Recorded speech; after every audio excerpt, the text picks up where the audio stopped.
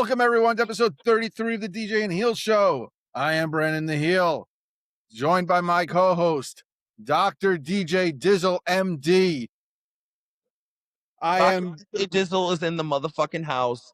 Like I was just telling Brandon, I didn't spend 6 minutes in evil med school to not be called fucking doctor, okay? Let's do this shit. Once again, welcome back, Evil Dose.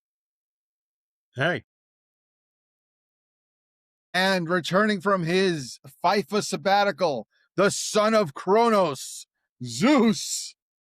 Yeah, the football sabbatical is over. I'm back to wrestling, and I've missed all the childish aggression, so good to be back. DJ, where are we starting today? Oh, shit. Damn, why you gotta throw it right at me the 1 week I'm not ready to go right into the shit? Fuck. Okay, let's think off the top of so much for being an MD. I'll get it. WWE Radio. MD, not MC, motherfucker. WWE Radio. Sirius XM is rebranding Channel 156, which is the home of Busted Open with Dave LaGreca, Bubba Ray, all the others, to WWE Radio. And of course, the IWC has been melting down over it. So what's everyone's thoughts on this? Zeus. I'll go first because I'm going to take the longest on this. I'm going to take the longest on this. I already know this because I think it's the dumbest thing people are losing their fucking minds over. It's like they're acting like I don't even know how to explain this shit. They turn it into it's not the first time in history a station of any sort has been rebranded completely. In the history of ever, the channel 100, 101 being rebranded to the Howard Stern fucking programs, or I'm trying to think of other major rebrands off the top of my head. They literally on Sirius XM, they literally reboot channels for like specific artists. Sometimes it's like for the season, like they'll turn a station into the Christmas station for November, December, and then they'll switch it back to Dad Yacht Radio, or whatever it might be. So, everyone's losing their minds over, WWE bought Sirius XM. No, they didn't. No, but it's more of, because I seen a video, and I don't know who to credit for it, but it's some independent content creator. Oh, some guy. No, I do know who to credit for. Someone at the WWE network or podcast, WWE podcast. That's what it was. And he made a whole video about, well, they're consolidating the media and they're trying to control what the media says. So if you work with WWE, you need to be careful because they're going to control everything you say, blah, blah, blah. Not acting like AEW don't do the same thing. Like AEW has not cut people out because they haven't gone with the company line or company narrative. Let me give you guys a prime example. Who's heard anything from Nick Hausman in the past 3 years? Anyone got an answer? Nothing. You want to know why? Because Tony shut him completely the fuck out when he pretty much exposed everything from the Punk side in the Brawl Out situation. Brandon Thurston, he's another one. A guy who was heavy on putting out numbers, specifically AEW metrics that put out negative stigma and narratives for AEW in terms of the rating. He don't get that much. When's the last time you seen him at a fucking media scrum? Don't worry, I'll wait. Tony Tony has control of the media, but in a more passive aggressive way, to where he'll favor you long as you toe his company line. Long as you say positive thing about AEW and you don't accentuate any of the negatives, you'll get all the fucking coverage you want. And that's how you play ball. I'm sorry. There are people who sit here and constantly bash WWE or put out negative pieces about WWE and don't lose their coverage whatsoever. Because WWE don't give a fuck about their bottom line because they're not mainstream media. Unless you're mainstream media or named Ariel Helwani, they don't give a fuck about you putting out your podcast or your wrestling content. Let's be honest. They don't give a fuck what me and Brandon and Zeus and Dose are saying right now. They really don't, because we don't affect their bottom line yet. I think we upset Dose. He got upset when he heard that. He was like, "Oh no!" No, I'm just saying it like they're not watching all of us move for move, podcast by podcast, and how we're influencing the IWC or whatever. You know what I mean? And I don't think them changing Busted Open into a WWE positive channel is going to change the fucking Wrestle media landscape. Yes, WWE is going to put out their own narrative. What's fucking new? They've been doing the same thing for the past like 40 years. It's nothing new. It's the same playbook. They're just modernizing it now. I don't get what people is losing their fucking minds for, because Tony does the same thing just with the independent media, because that's all AEW is. It's just a big budget indie. And I'm sorry to say that, and if it hurts people's feelings, but there are levels to this shit. And the AEW sickles and fans are mad that AEW can never be at that level, but they're not willing to sit here and make AEW change so they can be better. Because I've been saying this for years. AEW can do anything WWE can do if Tony just pulled his head out of his ass and realized it's a real fucking competition. But no, the AEW fans are just okay with existing. And I'm sorry, there's my soliloquy. Go ahead, guys. Zeus, you want to take it? Yeah, I mean, I don't really know how the stuff works over there in terms of, the whole radio situation. But to me, like, if you ask me as a wrestling fan, how is this going to affect the way I watch, consume, and enjoy wrestling? And the answer is pretty much it doesn't. And I've seen like the overreaction to this, and I've seen people treat this as if it's like the Soviet Union or Nazi Germany with the state controlled media, which is ridiculous comparison, because those types of things actually affect people's general lives, whereas this is just a wrestling company with a radio show. So I don't think it's going to change. I think it'll be forgotten about, and the people who are against it for whatever reason just won't watch it, and they probably didn't watch Busted Open anyway. I think that a lot of the upset is probably because for some reason people take offense when people they don't know have a negative opinion on their favorite wrestling show, which I think is a problem in itself. So they probably think that, this radio show is going to inflate WWE's opinion to people, and they're going to take fans to their end rather than come to our side. That kind of usual tribalistic attitude where it's kind of you're part of the team. So I personally don't care. I always thought recently that Busted Open always felt pro WWE anyway, just the way that Dave and Bubba would talk. That's the only show I've seen on Sirius. But no, I don't think it's anything really. And I think that we DJ mentioned the AEW side where there's speculation that they have the Wrestling Observer, etc., in their pocket. The difference is WWE's being upfront and official about this stuff and saying, yes, it's happening. Whereas with the AEW side, it's still kind of speculation because everything's kept close to the vest, etc. I wouldn't even say the Observer. Let's be honest. Let's call the name out, specifically Meltzer, because Brian Alvarez has seen the light as of late. Okay. And also, holy shit, it's awful wrestling. Hello. What's up, awful? Welcome. But yeah, Meltzer literally was on his show live and got a phone call directly from Tony Khan. Like, what does that say right there? I mean, Dave LaGreca, who's created and is the host of Busted Open, he's a wrestling fan. He's been to AEW. He's been to WWE. I mean, he does more now. He does stuff with TNA. But I also think it's, let's look at the hosts. Bully Ray, Mark Henry, both under Legends deals with WWE. Bully Ray is on LFG. He was at WrestleMania 2 years ago. Yeah, he was a special referee at WrestleMania 40 in Philly. But I'm just saying, it's like, if you don't think that obviously they're leaning more towards WWE because of ties, then I don't know what to tell you. But that also doesn't mean that when they do review something or criticize AEW, that it's not legit either. So I think a lot of people also are ignoring the positive, and the positive is that live broadcasting of pay-per-views.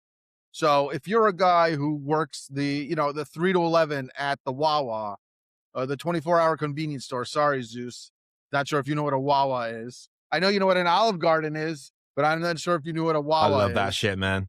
I know. A 7-Eleven, does that work better for you, Zeus? Unfortunately I've been to a 7-Eleven. Yeah. Okay. Point being is if you are a big wrestling fan and you're working and you can't watch, now you could put your earbud in and you could listen to them the same way you would listen to a baseball game or a hockey game or a football game on the radio. See, you hear that, Co-Pro? They're listening. They're looking out for you now, my guy. They care about you, Co-Pro. So I think those are the positives to this whole deal.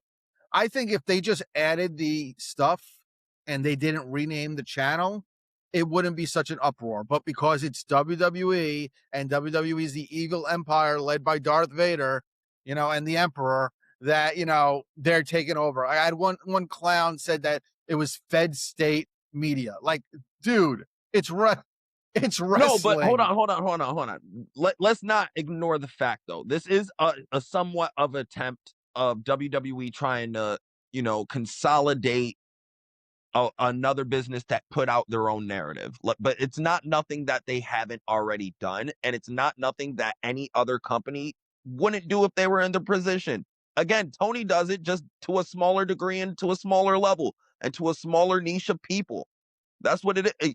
I don't want to hear this shit that, it's WWE being the big bad empire when Tony Khan does the exact same thing. Because why does most of these fucking internet wrestling journalists and these quote unquote dirt sheets only put out favorable coverage? Why haven't we heard a single story about why the fuck Mega Parikh is no longer the number 2 in AEW? I will forever bring up that fucking point until I get a goddamn public answer. Because I know the private answer.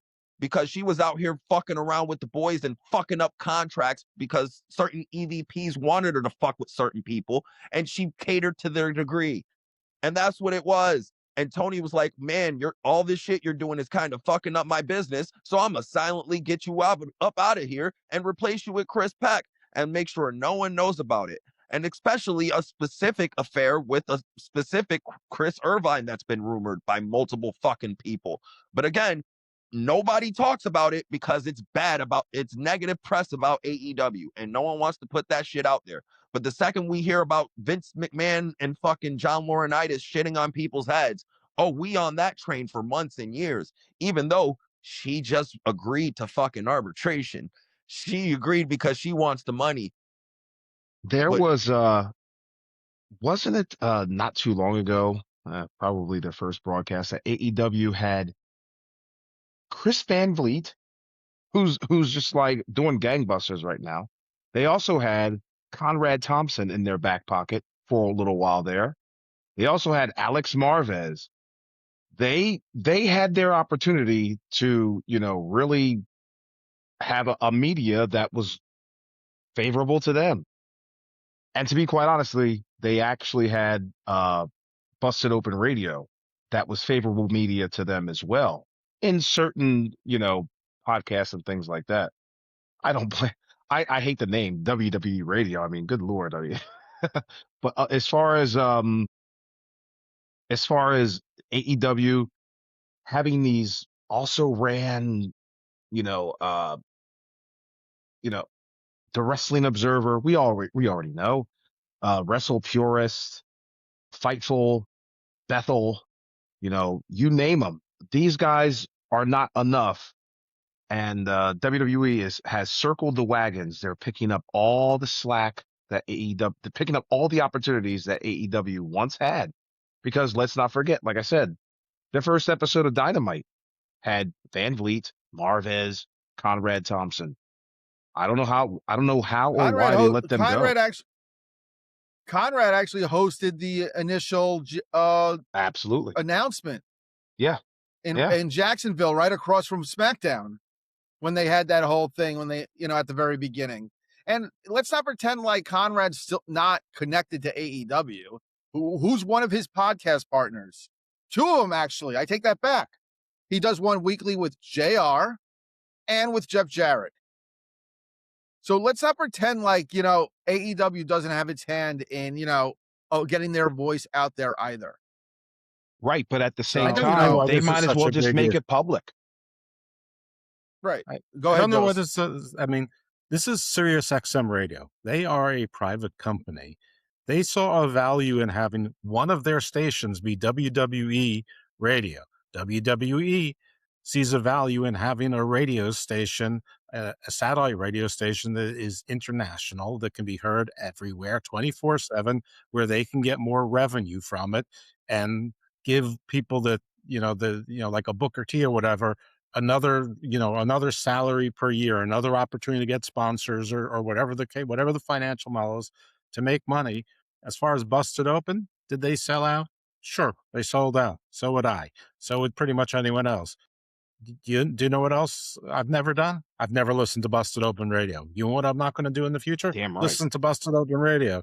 You know, I probably will never do. Listen to WWE Radio on Sirius XM, which, by the way, I have. Oh, it's a subscription service. So you don't need to have Sirius XM Radio unless it comes with the car that you bought for 1 year or 3 months, and then you don't have to renew it. So this is like complaining that WWE started a WWE channel and bought channel 1002 on your cable system or whatever it is. Who cares? I mean, there was a WWE network, and I'm sure at some point people saying they're consolidating the industry there. No, they didn't. They had a channel. By the way, they lost money on the channel. They were lucky enough to parlay it into Peacock, basically taking on all the costs of it, and then 17 other platform companies taking a piece of it. This is nothing. And by the way, the Sirius is a business. If Tony wants to have AEW radio or independent wrestling radio, I'm sure he can find a way to rent or lease a channel for them, because they have about 10,000 wavelength signals. As long as there's broadband, they can have one, and he can pretend it's complete.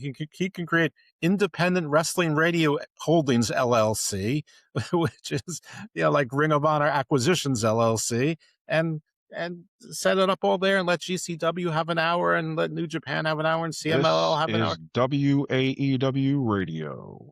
Broadcasting live from Jacksonville, what is my AEW? It's not WAEW. No, but the issue, hold on, real quick. But the issue with that, and the reason why Tony hasn't done it, is there's no money in it. There's not enough people who would give a fuck about it. Again, if there was enough people who wants this niche style of wrestling, that I've never stopped them before, DJ. I mean, Dr. DJ. No, but I'm saying, though, if there was enough people to sit here and make the niche style of AEW, quote unquote, mainstream, it would have fucking happened already. And it's not. We're at the point where AEW is a glorified indie. But I'm sorry, but satellite radio isn't for mainstream. Satellite radio is the channel where you're going to find a liquid metal station, and you're going to find a ska radio station, and you're going to find a Fish station, and you're going to find a Bing Crosby station. It's for everything. But there's a Metallica station, and that's all that matters, right, Zeus? Oh yeah, brother. Ozzy's Boneyard. I mean, the point is there's a radio station for everything, including indies. There's Garage Bands is the name of a station. So could certainly be an indie wrestling radio station on there. Why Sirius has not picked up this podcast for their we're working on it. We're working on it. I got to get in touch. I got to get in touch with Lil Greco. Baby steps. JD's been crying about it, though, for the last couple of days that he can't get in. But, I do want to just point out real quick. Every other word wasn't a curse, he'd have a chance. Yeah. I just want to point out that currently in the U.S., there's around 32 million subscribers for Sirius Radio. So, just think about that. So that's the kind of, that's like 10% of the entire population. Yeah. Yeah. And that's just like in the 29 million of them are listening to the 70s and pop stations and 80s on Sirius. None of them are going as far as Roadhouse Radio or WWE Radio. But to wrap up this topic, let's see what happens as of Monday. If Busted Open remains how they've been, and if they still bring up AEW, then I think everyone was, flipping out for nothing. If in the next 6 months they've completely eliminated AEW from their vocabulary and they're all, white knighting and rah-rah for WWE, then they were right. I have one more question on this. I don't know if Dos can help with this. Would this partnership have any positive effect on the TKO stock price? If it makes money, I'm sure it will, but I don't think that a radio station on Sirius FM is going to be enough of a revenue driver to impact a stock price. So I don't know, but maybe not. Maybe if it drives pay-per-views and viewing on Netflix internationally, or opens up, the Chinese marketplace, you never know what's going to lead to what, but it could also be a giant failure. And like the WWE network, they need to unload it. So time One will less tell. microphone for Tony Khan. That's how I see it. Well, he's also been off the show for a couple of years. He used to have a weekly segment, and then it's not there anymore. So Thunder Rosa just announced she's leaving also, or was told to leave. Yeah, makes sense. But let's move on to, did anyone watch Unreal, the new season of Unreal yet? I did my homework because I was told by a certain Dr. Diddles that I had to do homework this week. So I did watch Unreal. Don't call me Dr. Diddles, okay? That makes me sound like a fucking pedo, you asswipe. It's Dr. Deejay Dizzle. Say it 3 times. It's like a pimp named Slickback. Gotta say the whole fucking thing. That's not much better, to be honest. Yeah, no. But DJ, what was your take on season 3 of Unreal? This was definitely, out of all the seasons, this one was definitely WWE trying to put the spin on bad creative and how it was okay because they were happy with it. Is pretty much the gist I got from it.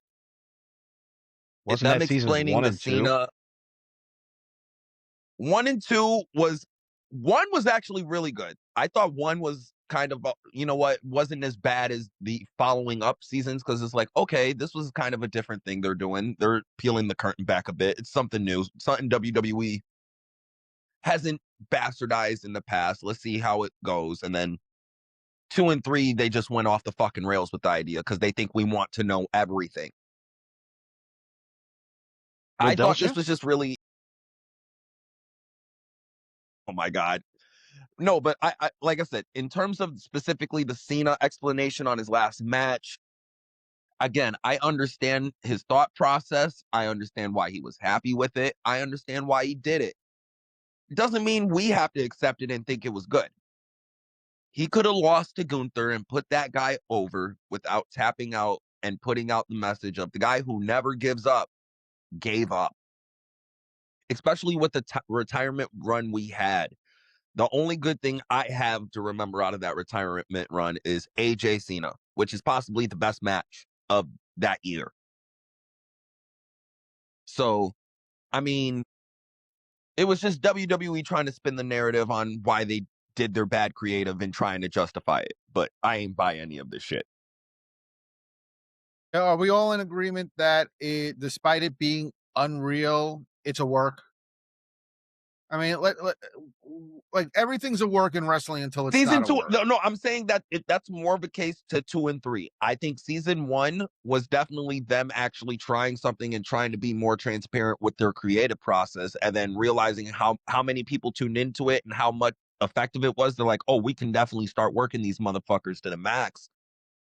So I believe you're more accurate with your statement for 2 and 3, not for season 1. I think for me, it doesn't bother me. I like looking to see, I like watching the chef in the kitchen to see how he's cooking the meal. I always would buy the DVDs to watch like the documentaries on how the movie is made and all that stuff. So I always didn't have a problem with like seeing behind the curtain. But I know a lot of people do, because they feel that, we shouldn't know because it's like a magician showing how he did the trick, But, I also think that it can be used as a positive for character development, especially if you want to put a rocket ship on someone who's a heel and you want to turn them to a baby face. Because Braun Breaker came off very likable by doing talking as himself. And I think that's definitely something you could rely on to kind of, push him towards a babyface run. Almost similar to what they were trying to do with Royce Keys with those Stephanie McMahon stuff. When, he was in that sabbatical between the Royal Rumble and showing up. So, I definitely think there's a place that they could use Unreal. But, for me personally, it doesn't bother me seeing it. I'm interested in all that stuff. But I also could understand why, maybe people who are more old school would not want to like see that. Zeus, you actually have your hand up. You figured that part out. Go ahead. Been using spaces for too long. Yeah, I think I obviously haven't seen the new season, but I think the discussion of WWE Unreal comes back to the target audience and how I think that's changed over the last few years. And, ever since the shift to Netflix, it seems like guys like us aren't necessarily the target audience anymore. And it's more the casual kind of suspend disbelief by default fans. And, the ones who are kind of easier to get things past than people like us who've been watching for a long time and we know all the ins and outs. And to the new casual audience, it's just entertainment. And they probably really enjoy this kind of stuff, and they probably just willingly treat it as entertainment without dissecting it with a fine-tooth comb like we're doing right now. So I think a lot of it comes down to who the target audience is. Is it doing Awful. well? What's your opinion? Is the show? I mean, like they've had 3. Go ahead. They've had 3 seasons, so I'm assuming it's done enough that Netflix is willing to keep making more. But I imagine it does, because even the hardcores watch it so they can make fun of it, but they're still watching it. So I imagine it does very well. And we don't get those numbers like we do weekly for Raw and stuff, but we like did I get said, numbers. They in the list that Netflix released on WWE numbers, it said something like 1.8 million people watched Unreal. I think it was just the most recent season, but that's all the episodes combined. So is that a blockbuster success? Probably not, but is it pretty good for a 5-episode Netflix show? Yeah, probably. We also got to remember those numbers are not like Nielsen numbers, because that's the whole conversation that Zeus, we had that conversation a couple of weeks or before you took your sabbatical, I think it was, where everyone thought, we're comparing, well, there's only 2.4 million people in a week watching Raw, and that's not how it is. They know that well. It's bad it was faith. when it was the mask versus mask, when it was 2 million. That's what it was. Yeah. Sorry, so go ahead. I'm sorry. Awful. Go ahead. Your thoughts on the Unreal and the concept and all that. I think I said this on Spaces. It's gotta go. It's gotta go. I think it is a crutch for creative, if you ask me. Like it helps creative, or excuse me, creative can't be creative. The department can't be creative if you have Unreal. You guys said it earlier. You're pulling back the curtain. Why? You can make more money tricking them than exposing what you're doing. And I think that if you end the season and don't do a 4th season, find out if Unreal season 3, season 2, season 1, find out if they worked. If they worked, don't do them anymore. Let people want to see, what it is that's going on backstage. Monetize. Well, hold on. I'm being silly. Don't do this anymore. If you're trying to get more people into your television show, into your industry, and to get people to understand, like, sure, it's a work. That's one thing. But if you're trying to sell tickets and you're trying to get the most out of the product that you're selling, do you want to know how Dawn is made? Or do you like Brandon, you said that you like to see how movies are made and things like that, backstage stuff. That's cool. Professional wrestling is way different. It's born out of, tricking people. And I think that even if Unreal is a work, you don't even want to see the offices. You don't want to see, 27 writers go at it about, what they're going to do with Bianca Belair the next year or whatever. At least I don't. And I think it just takes away some of the magic that you have got going on. I mean, Unreal's premiered right after WrestleMania 40, if I'm correct. If that's true, Probably. 41. And WrestleMania 40 was like a great success for them. Why show them the magic trick? How much of this is a Netflix thing rather than WWE thing? Obviously, if Netflix is paying all this money, are they going to have a say in what type of content that WWE makes on the platform? Could this be a Netflix thing? Good question. I mean, I definitely think so. They have to. Netflix has to green light the show. I'm sure it wasn't. I'm sure Triple H didn't go Netflix and be like, "I have an idea." He barely has an idea week. He barely has an idea week to week. I really don't think Black hoodie. Yeah. So I'm sure it was Netflix coming to that. We want more content. I mean, we're paying you all this money, so we want more content. To get our bang for our buck. And maybe here's ideas of what we would want.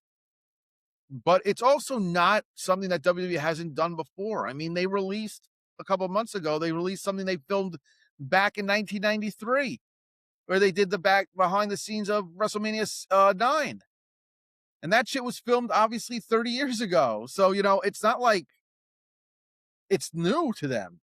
They've done the documentaries when they had the network. That you saw some of this stuff, this backstage stuff. They had the one on Edge that was showing you how he was preparing, when he came out for the Rumble and stuff like that. So it's not unheard of WWE to be doing this stuff and pulling back the curtain. So Brandon, you're right to an extent. It's kind of to something what Zeus said earlier. It's the shift to who they're marketing to.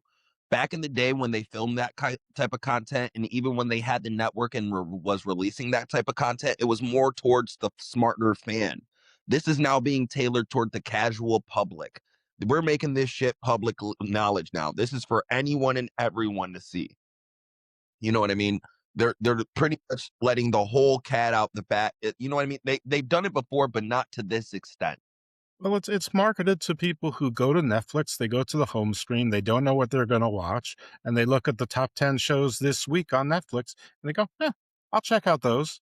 I mean, that's what they're marketing to, which is everybody, which is really what they need to, because they're only getting, like, people are like applauding now when they get 1.3 million people watching SmackDown. I mean, that, and was Raw. I mean, I know that Netflix measures things differently. It's by the number of minutes, and it's some crazy methodology but it's not a crazy methodology. It's a scientific methodology that makes sense to them, makes sense to their shareholders and their advertisers. So, if they think it makes sense, it's not the same methodology as Nielsen. That says, who's right, who's wrong, whatever. We'll say Netflix is the only streaming company that makes any money whatsoever.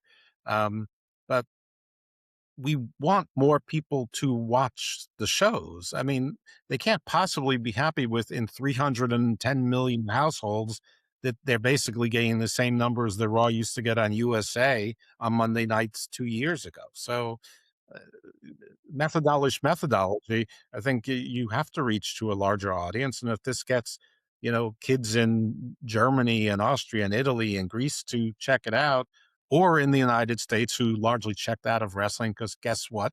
It's not a real sport, and the magic is gone. Penn and Teller destroyed magic 25 years. I saw Penn and Teller in 1990 doing their, 36 years ago. Now, I mean, if you say name a magician, Penn and Teller is probably going to be in your top 5 if you have a top 5 magicians that you can name. So the magic is gone. I'm a David Blaine guy. Yeah, David. That's David good. Blaine, Penn and Teller, David Copperfield, Doug Chris Henning. Angel, Paul Daniels. And that's it. I got 4. I could only come up with Paul 4. Daniels. Jonathan, the Great Kazoo, Mixelplick, You forgot Harry Houdini, you bitch. Doctor Strange, Chris Angel. Yeah. I I say Chris Angel. Well, Chris Angel. when you were a teenager, Wong. and when you were a teenager, and you'd say you like wrestling, and the people would say, "Oh, that's fake, right?" I imagine that those kind of people, if they see something called WWE Unreal, they're going to be curious, and they'll be like, I knew it was fake, and they're going to see why it's fake, and it's kind of going to, justify their opinions years ago for saying it was fake. So I imagine that those kind of people would be curious to watch something like. And how is it any more peeling back the curtain than Tough Enough has been for the past 20-something years, and LFG is right now? And why is that? We're going to do this. Why is everyone all about Unreal? But didn't AEW have a similar show before Unreal a few years ago with Britt Baker and AEW backstage? Yeah. I but I guess that's okay. So, Or Cody's show. Cody and Brandy show. Does anyone remember that? Roads to the top, of course. What was it called? Roads on to the top. top. There I'm we still go. part of the Nightmare. My one's up for the Nightmare Collective. Go Cruise. Get that hair. Anyone else want to chime in on Unreal before we continue on? Okay, so we got next one. We got a pay-per-view that tomorrow in Redemption. Then in a month we got SummerSlam next week, and then a month after that we got All In. Zeus tweeted something today I want to touch on. Ticket sales, especially in the Mr. UK. Diddle. Yeah, over here diddling Zeus's tweets. Okay, fucking tweet diddler over here, getting you back for that. He's dizzling them. But I see a lot of people shitting on AEW right now because they think that they're just giving away tickets for $2 or £2 or 2 quibs. 2 quid. Or, 2 quids, whatever. I'm just thinking about the conversation the other day. So, right now, All In London has 33,504 distributed. What exactly is, the £125 or whatever that is going on? Because I know you've been arguing with some people about that, and we were talking about I think this is a bad faith gold mine for certain people on social media. So it's called a blue light discount. Yes, you. It's called a blue light discount, and the blue light organization is set up for people who work in the public and emergency services.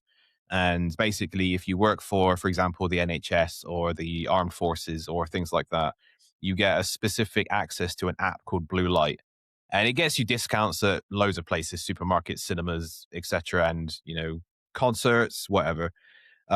So a lot of gigs and concerts and events at multiple venues like Wembley have the promoters who run those shows have the opportunity to offer a blue light discount, and then the people who are eligible log into their app and they will see on their app AEW All In tickets £1.50.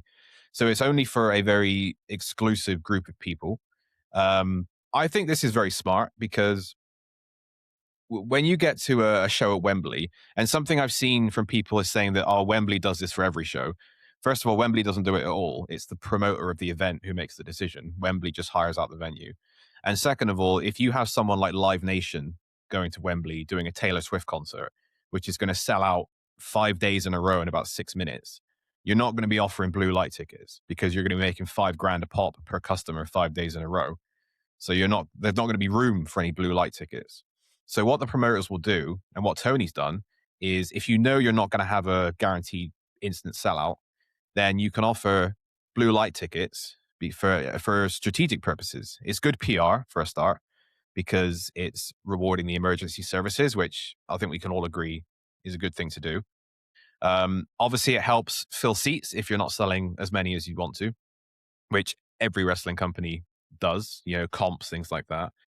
And also you have to think that if, it's a good chance to generate new fans at a very low risk to them because they're not paying hardly any money for it.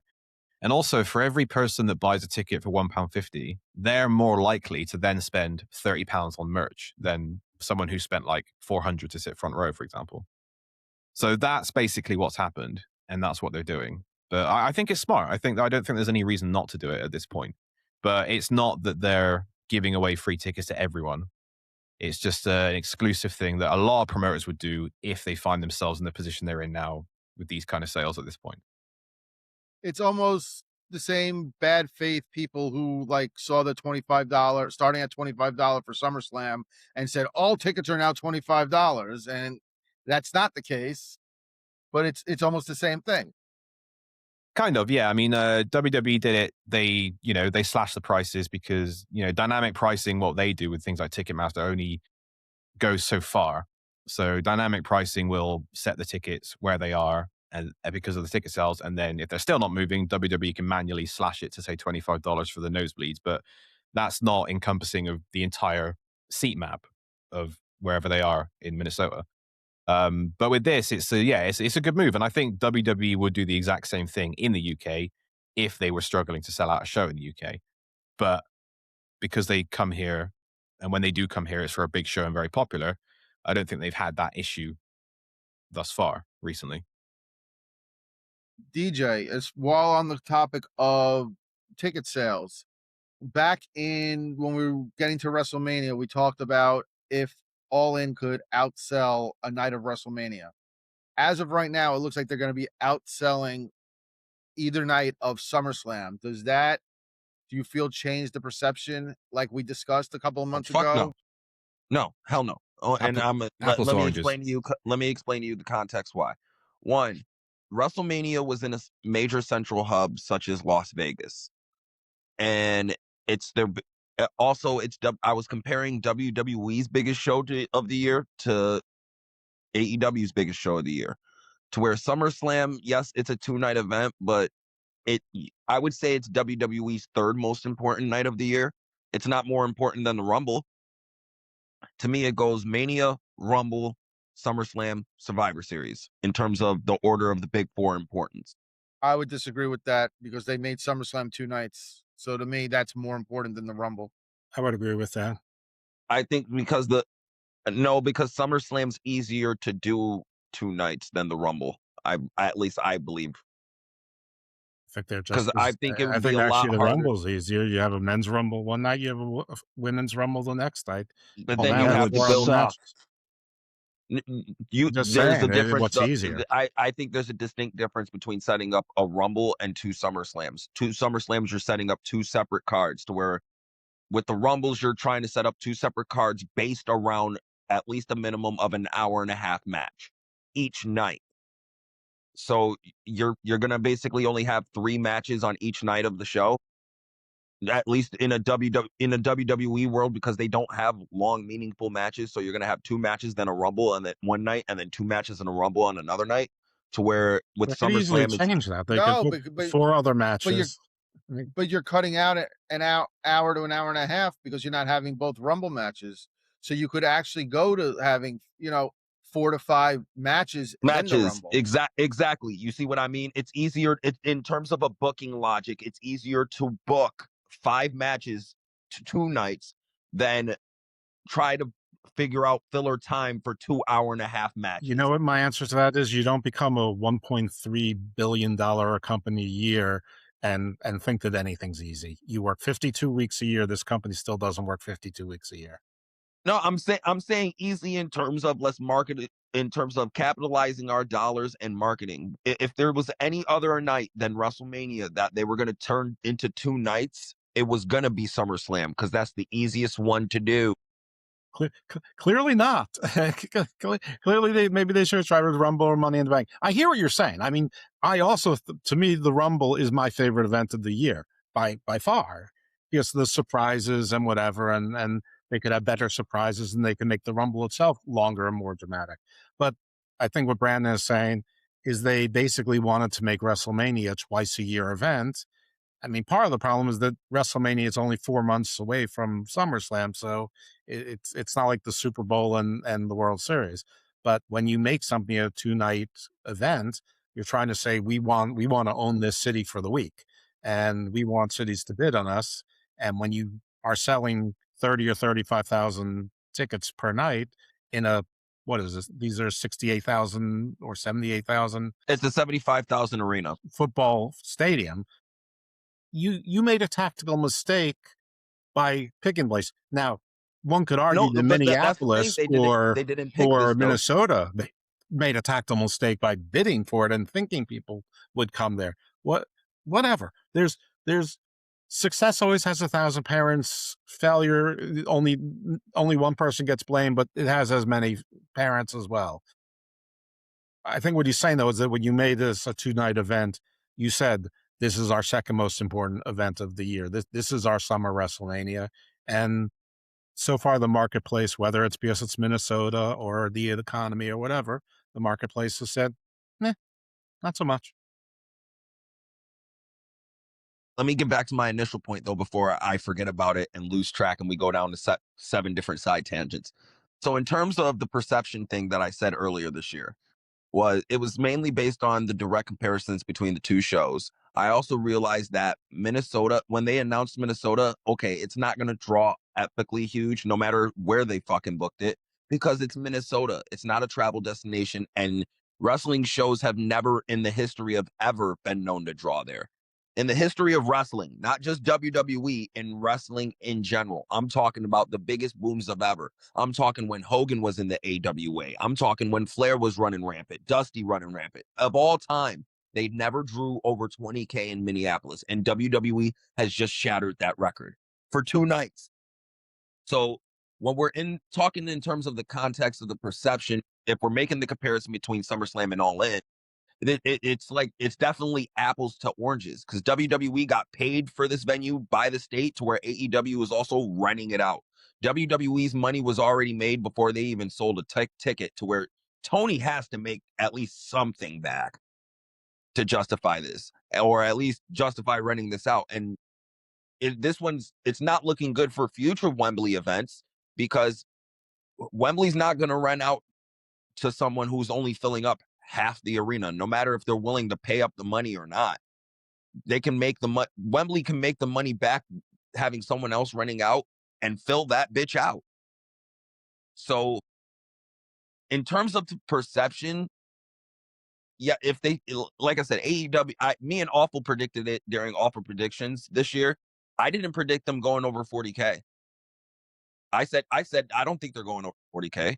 That was my stern prediction, because the last time they were there was 42K, and I'm like, okay, the law of diminishing returns will happen. I'll be shocked if they get 40K, including all the comps. Do you remember a time when everybody me. was like, when Will Ospreay goes into All In, that place is gonna sell out? And we're seeing right now, like it's not doing all that great, even with his opponent Sorry, being I sneezed. Kenny Omega.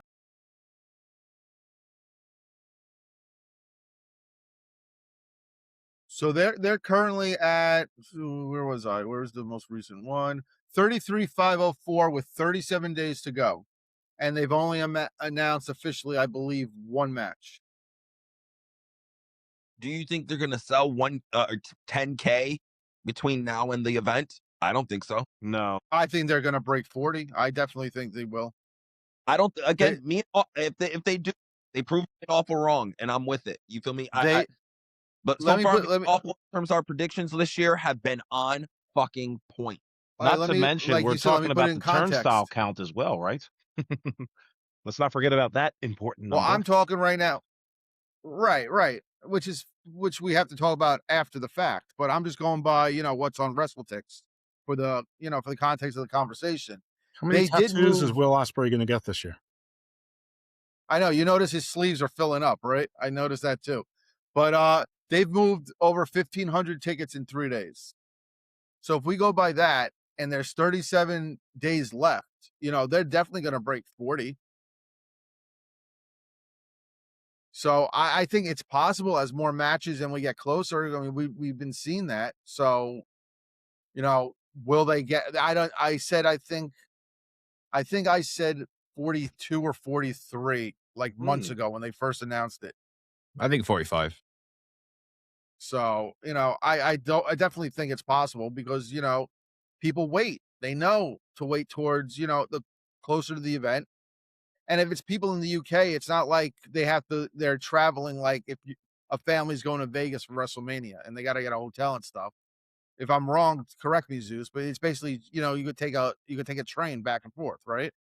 Well, it depends. I mean, for me, if I was going to go, I'd get a hotel, because you have to kind of, you got to consider how late AEW shows finish, for a start, how long they are, getting out of the stadium, getting to a train station. Trains don't run that late here. They're not around the clock. So if I was going to get a train back to where I live, which is 3 or 4 hours, I'd have to get the last train, which is probably around 11 p.m. And the show is probably not even going to finish till around then. So yeah, there is a lot of logistics, and, there are plenty of hotels around Wembley Way. Are you going, Zeus? No, I'm not. No, not this year. I haven't never been to All In, but I was saying earlier that I think that it's time for Tony to look at maybe doing All In on continental Europe, somewhere like Germany, France. I don't know why he doesn't do that. I don't know why he's so fixated on London, because, you know, if you do it in continental Europe, Germany, France, Spain, Italy, then you're just attracting a wider audience from countries that are closer, because not everybody, you know, Greece, countries like that, it's a long way to travel to London. But, you know, Greece to somewhere like Italy, not as far. And you don't So need a passport, and you don't need to change your currency. yeah, because Britain, the UK is not in the EU anymore.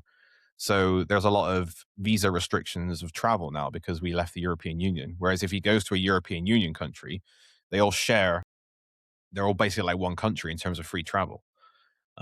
So yeah, I don't know, but maybe he'll do something different. But I think that the Wembley experiment needs to kind of change to something else now for All In on a regular basis. Well, I think it's going back to the US next year for sure.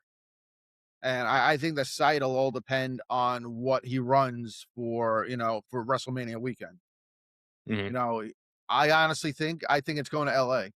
I think it's going to SoFi because that's where he's been talking about a lot. And if if the rumor mill is to believe, he's going to try to run New York WrestleMania weekend. So that's where I think that's what he's planning. What are you cackling about, Awful? I love that he is going to try to run on WrestleMania weekend. I love it. Can't wait to see. I love it too. I love that there is somebody who's willing to finance these things and do these experiments, which would only otherwise exist in our minds, fantasy booking alternate realities. So we would be able to see what happens. This is a beautiful thing. This is a dream. It's a wrestle dream. It's not That's my good. money. Yeah. I mean, it makes sense if you, especially with them being in Saudi, you know, usually all the indies, you know, touch down or wherever WrestleMania is, and that's how they make their money. So, you know, with Tony being, you know, indie friendly, much more than WWE is, you know, it makes sense for them to try to, you know, get those people who are not going to travel and try to pull them in who want to maybe see live wrestling that week. Sure, of course. You have to look at the timing as well. The timing, and that's like, part of the reason why WWE jumped on the ball to announce, you know, these shows that they're be doing in New York City at, you know, the the theater at the Garden. You know, they're doing a AAA show for night 1, and then they're doing an NXT show for night 2, or vice versa, whatever. But, you know, it's to get, you know, and kind of maybe cut Tony off at the knees, knowing that he's going to try to run New York. I think running New York is probably not the best idea. I mean, if he wants to do a WrestleMania-like event where all the indies can throw shows too, he needs to be cognizant of someplace that has enough venues that indies can afford to run all, so that you get these 25 or 30 other shows. I mean, you're not going to get the 100 other shows that you get WrestleMania week, but you probably can get 20 or 30, but they need to be able to rent places like the 2300 Arena and the Astoria, you know, the place in where MLW runs in Queens. And, you know, New York doesn't have anything that's cheap. So I think that's a tactical mistake for ego, which is something that Tony's done before. But listen, what do I know? You know what's going to happen? May turn out to be great. You know what's going to happen is, so let's say, obviously WrestleMania Saturday, Tony announces a show on the, you know, the East Coast timing of 8 p.m. to kind of go after WrestleMania. Then WWE are just going to run Stand and Deliver at the same time in a similar venue. They already are.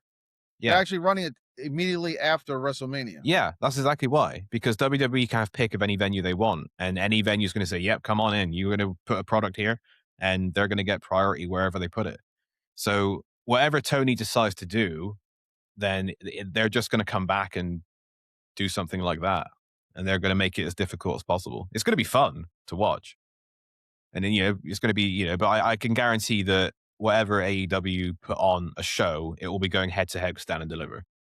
Well, you know that the fans love a competition, except when there's a competition. Yep.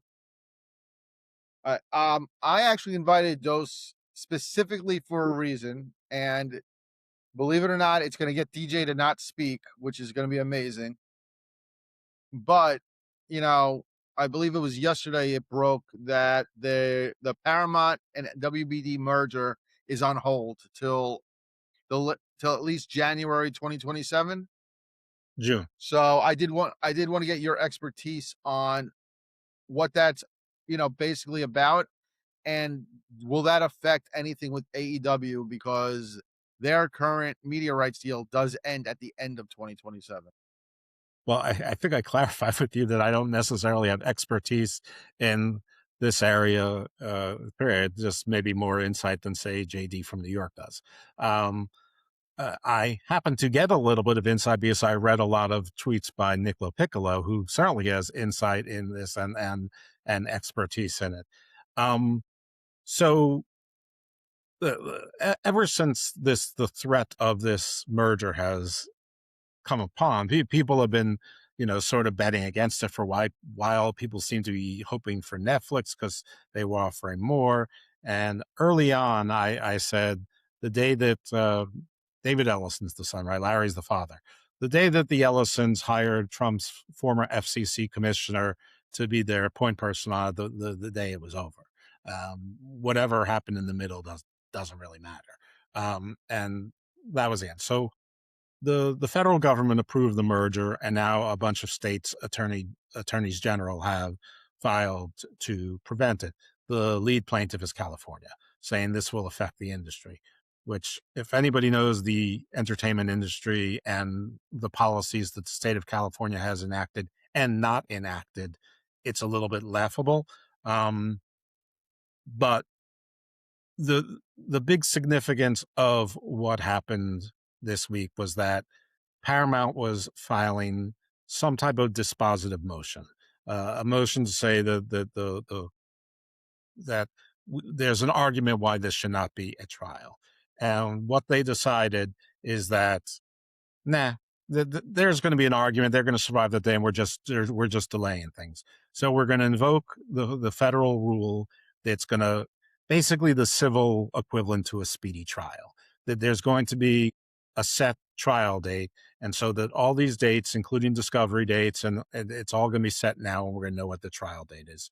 So that's what happened. So the trial date, so the June 2027 thing, that must be what the scheduling order said, that the trial date will take no longer than will start no longer than June 1st, 2020, or June 30th, 27. Because once a trial starts, you really have no idea when it's going to finish. I mean, the attorneys involved should have some idea, and the judge may control it, but it depends how many witnesses there are. Nothing precludes 100 million things from happening in the intervening thing. Going back to the original AEW contract negotiations, which took like 16 months, like everyone was acting like every report that came out and everything that was set in stone, that like by the time they finished typing their words, like there couldn't have been material changes in the negotiations and whatnot.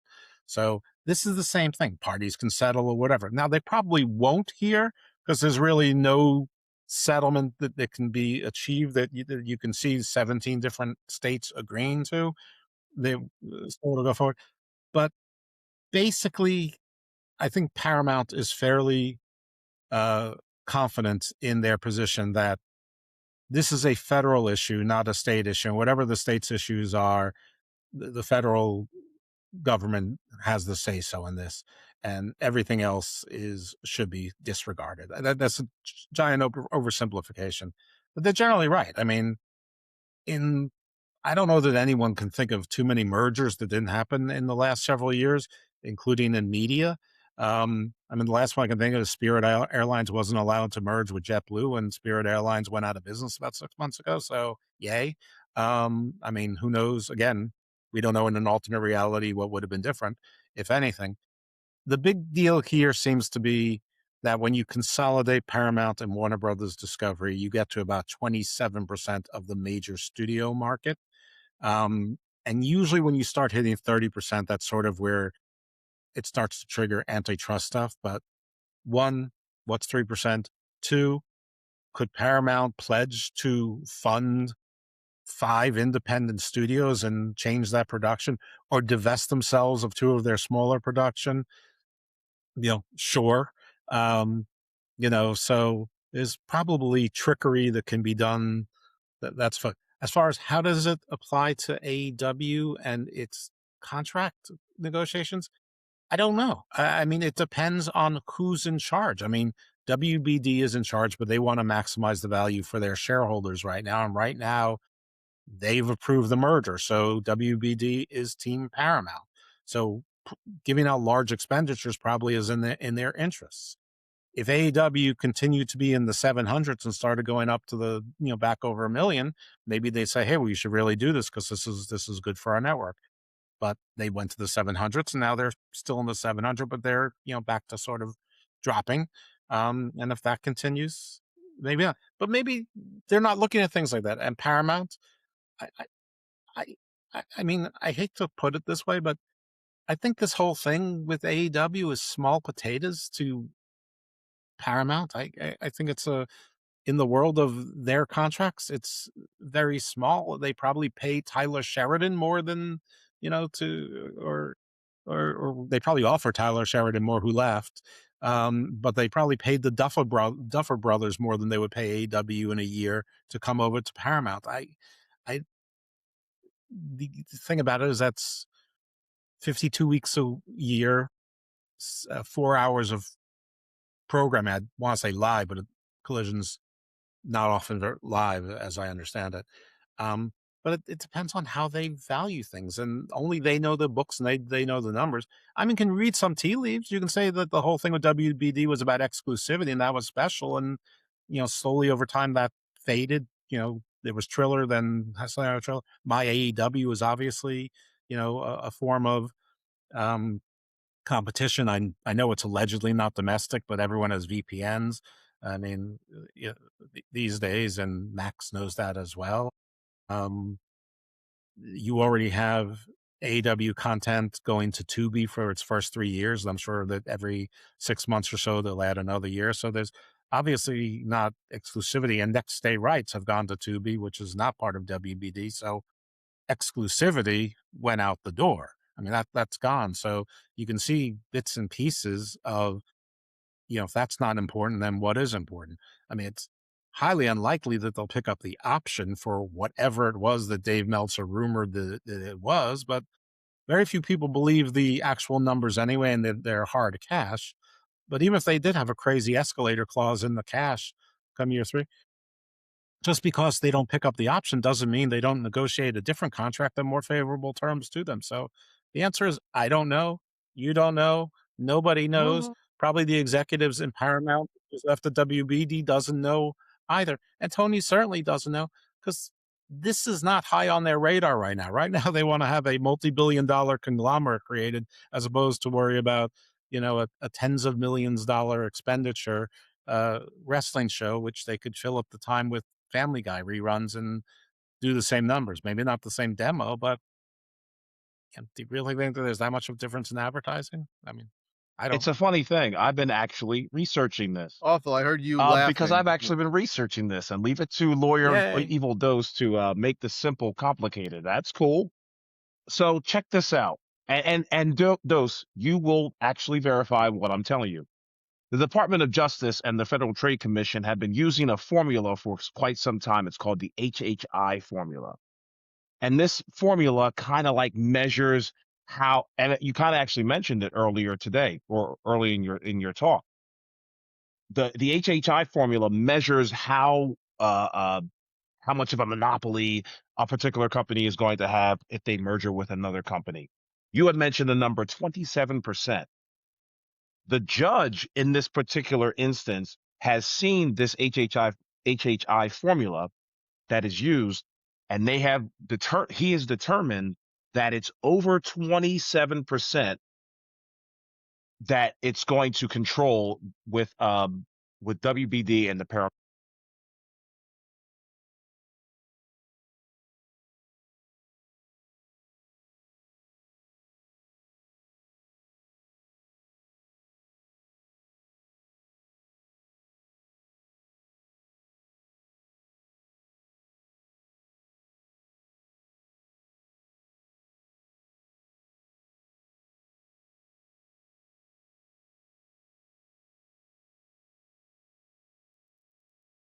Listen, states may win this case based on formula alone.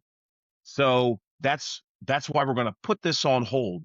So Paramount, WBD, you have a couple weeks, I believe. Am I correct in saying that they have a couple weeks in showing why it's not going to be a monopoly. So that's why the whole thing is on hold. As it stands now, the states could possibly win this thing and they could kill this deal dead based on that formula that's being used to measure monopolistic tactics and things like that. So, in my view, long and short of it, AE kind of fucked, because if the states win and this merger does not go down, WBD has got to unload all this, actually, Paramount's actually got to pay them a shitload of money. I don't have the numbers on me right now. They've got $7 billion. If the deal collapses, it's $7 billion they got to pay to WBD. Yeah. Now, do you think WBD is going to hold on, especially if the deal's dead? They're going to hold on to a proper think so. I believe that it's kind of like a lose-lose for AEW and Tony Khan, if you ask me. By a thread.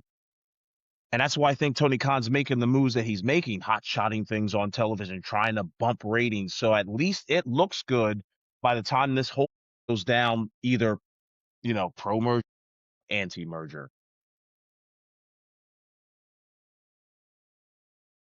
I'm not sure about the first part. I think that the first part is what was withdrawn, was those preliminary motions, and I think that and this is not a delay. This is actually a setting of the trials. Well, it's a hold on that argument so that it goes to full trial. So I guess you could look at it either way, and I'm a little bit biased by what I read from Niccolo Piccolo, who was pretty clear that he felt this is not a delay. This is a purposeful tactic. Sure. If you're AEW, Absolutely. I think. Yeah. If you're AEW, though, I think I'd be a little bit nervous either way. As you put it, it's a lose-lose. I mean, you want security. You want your network to be secure. And once there's security, either way. I think that my AEW, listen, I'm the one that said WAEW is the future anyway. And I said that, 5 years ago. And I wasn't kidding. And I'm still not kidding. I think my AEW is a brilliant hedge. I think it's great insurance, and it was a smart play. And I think this is the first year I've actually seen Tony acting tactically, which means he actually is a little nervous about things. But I don't know. Would Warner Bros. Discovery throw money at it after getting $7 or $8 billion? Maybe. Would they just put that towards their continued debt servicing, because they've been working their debt down from 43 billion down to, I don't know, 35 billion or whatever. So would they like to get that down to 28 or 27 billion in one swoop and not spend money on wrestling? I don't know. Would they want to keep Dynamite and not keep Collision? Because if they're both being valued the same, they're certainly not performing the same. So I don't know. But certainty is always better in the marketplace, but it may not always work out for individuals in the marketplace. So I hate to be a cop-out, but I don't know the answer. Yeah, I don't think WBD's got a mark in their executive. They used to. They don't have somebody in Tony Khan's, relationship wheel anymore. I mean, that gentleman just left, whose name escapes me at this moment. Zasloff. I mean, okay. If my information was correct, and my information was correct about a lot of things, it was just wrong about the most important thing, which is not to be diminished, or the two most important things, which is not to be diminished. But it was right about a lot of very specific things along the way that happened very timely. But yeah, this was very much a Zaslav project, that he shared the passion that having wrestling as was part of its overall sports and programming strategy. And yeah, he's gone with a $220 million golden umbrella. So maybe. I also think time is up against AEW. I think time is against AEW as well, because, again, it's public knowledge that their current media deal ends at the end of 2027. If this thing goes all the way to June 2027, where Paramount can, it's finalized, that's just to get out of court. That's not even finalizing the deal itself. If they run out of time before, the deal is done and WBD is not going to, make a new deal, AEW could be without a home by the end of 2027, and that merger may still not be finalized. So I think this is, definitely putting pressure on AEW, not necessarily to perform, because I don't think it's going to matter whether they stay at 700 or not at this point, but just the fact that, depending what happens in the courts, that might, depend their future and where they end up. Yeah, I'm sure that projects are still going to be greenlit or canceled. House of the Dragon's going to get a season number 4. They're doing the Lanterns. They're still going ahead with this horrid DC universe. So I think that everybody in the day-to-day executive suites down are going to continue business as usual. Now, they may have stricter budgetary constraints, and they may have to start making up lists as to what departments they don't need to consolidate, or that they do need to consolidate, and who's got to go, and who's their priorities to keep, or what roles are, and things like that. But I think all these networks and the many, many channels that are controlled under these networks are still going to do things as they normally done. And most TV contracts have a network can cancel you at will, unlike the NFL, head coach contracts where it's not guaranteed money. So you're canceled, you're canceled. Whether or not, and major sports have that, whether AEW has that or not. The rumors from the favorable media is that, yes, they did. It's guaranteed money. I find that all very hard to believe, but maybe it is. We'll see. It could be. We know that Netflix had the 5-year opt-out double down clause. So, maybe live programming is treated a little bit differently, but we'll all find out eventually down the road. But at the end of the day, it's return of an investment, and none of us have access to what's going on in the boardrooms and what memos have been distributed and disseminated to whom. But great. Thank you very much. Of course. Yep. Thanks, guys. That's I appreciate what we your do. It's your expertise, because I don't know above my head. But let's move on to our final topic of the day. Next weekend is SummerSlam. So let's do a little bit of predictions. Right now, we do have 12 matches officially announced. So we're just going to predict based on the current card. Obviously, people could be added to matches. There will be probably 2 to 3 more matches announced. DJ, you awake? Yeah, I'm here. Just checking. All right, so why would I be asleep? I don't know. Maybe you got bored with the topic. I don't know. No, I was actually listening and learning. Maybe you should try it. Oh. See, I have an actual doctor's no, I don't. I'm kidding. Anyway. So last night after SmackDown, they officially announced that Trick Williams defending the U.S. title against Baron Corbin. So we're just gonna go around and Zeus, prediction, if it is this one-on-one match. My first question is, what does Carmelo Hayes need to do to get involved in a pay-per-view title match with Trick Williams? But I'm going Trick Williams. I still think they're going to do I still think they are going to do Carmelo Trick at some point. Why not at SummerSlam? I don't know, but I'm going Trick. Hey, Dose. Yeah, I've been on the Trick train for a long time. Whoop that Trick. Awful.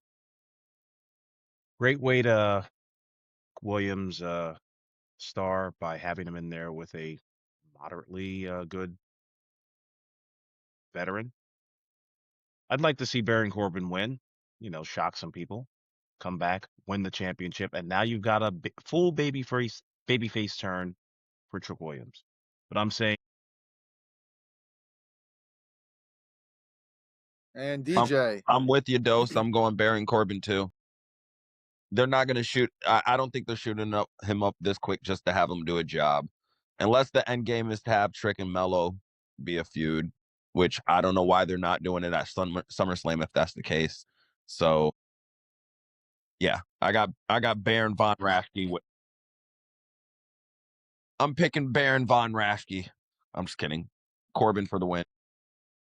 I think Melo's going to be added to this next week, to be honest with you. But based on what it is now, I do agree, with Awful and DJ. It's like you're bringing Corbin back in 3 weeks just to do the job. I think it'll be like, it won't be a clean win. So I think they'll protect Trick. But, in losing, I think it's going to add to, the babyface turn to build the sympathy. So, I'm going to go on the limb. I'm going to say Baron as well. So they also announced last night the Bella Twins. Yes, Nikki is back. And Paige against all three Fatal Influence, 6-woman tag match. I'm gonna go that Fatal Influence is gonna win. Paige is taking the pin, and then the Bellas are gonna turn on Paige. And we're probably gonna see, down the line the return of AJ Lee to team up with Paige against the Bellas. I'm going to go the other way around. So let's start with DJ on this one. No, I agree with you. I think you and JJ brought this up last week when we pretty much saw Paige taking the pin at Saturday night's main event. So yeah, no, I agree that this is going to eventually lead to them turning heel, Paige and AJ being a tag team. And yeah, Fatal Influence is getting a win because they need to establish themselves as a faction. Awful. This is the sick. Correct. Page.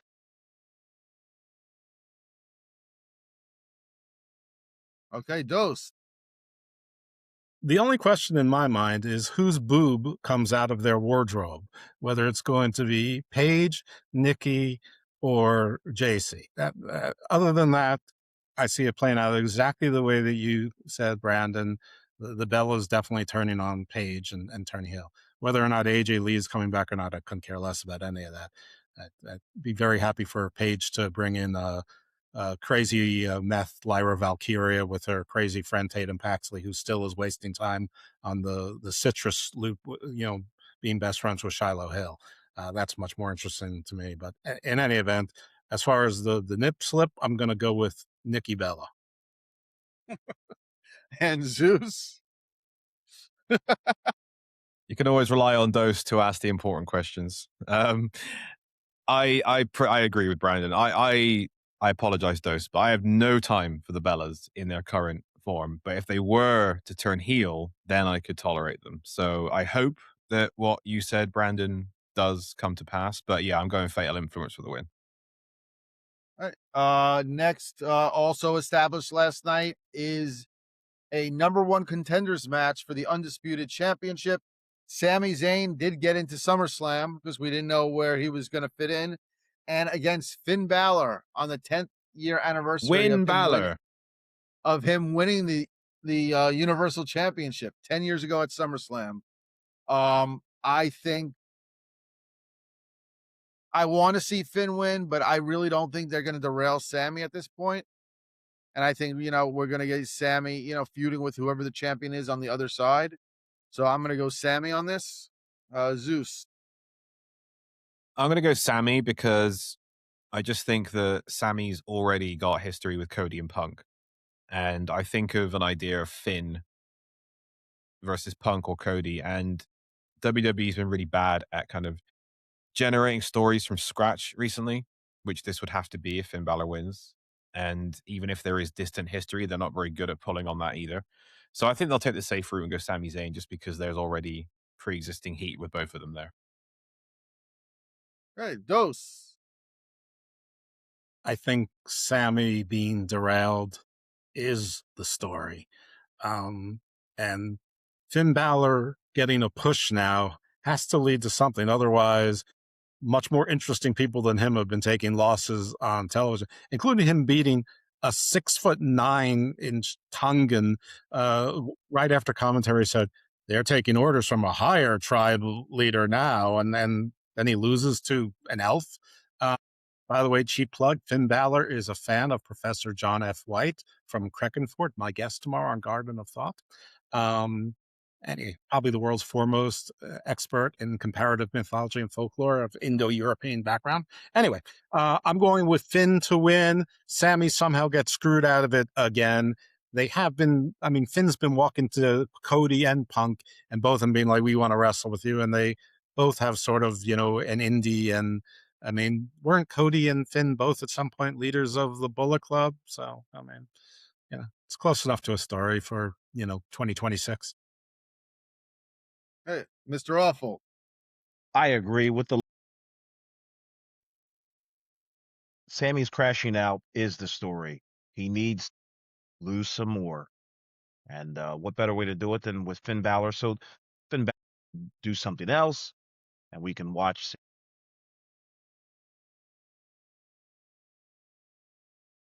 And DJ. So I predict that Finn Balor is going to lay on his back and get pinned 1, 2, 3 because Sammy's winning this thing. I agree with Awful, though, on the premise that him losing, building into Sammy being more of a heel and him having more things to bitch about. But I think Sammy needs another win to kind of, you know, keep him above water for now. All right, now we move on to a match where the winner will get 100,000 human monies. Danhausen against the AAA Mega Champion, Dominic Mysterio. I think we all know where this is going with Danhausen winning. DJ? I kind of want to predict Danhausen taking his first L to Dominic, because Dominic being the one to give Danhausen his L would kind of be perfect. But I don't think his winning streak ends at SummerSlam. I think it keeps it going. I think they're trying to milk this goose for as long as he lays them golden eggs. So Danhausen for the win. Oh, I want it to be Dom.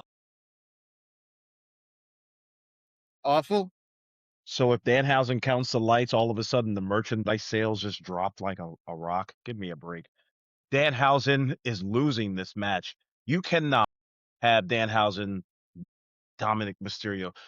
In my view, long term, Dominic Mysterio is your generational superstar. Keep him hot.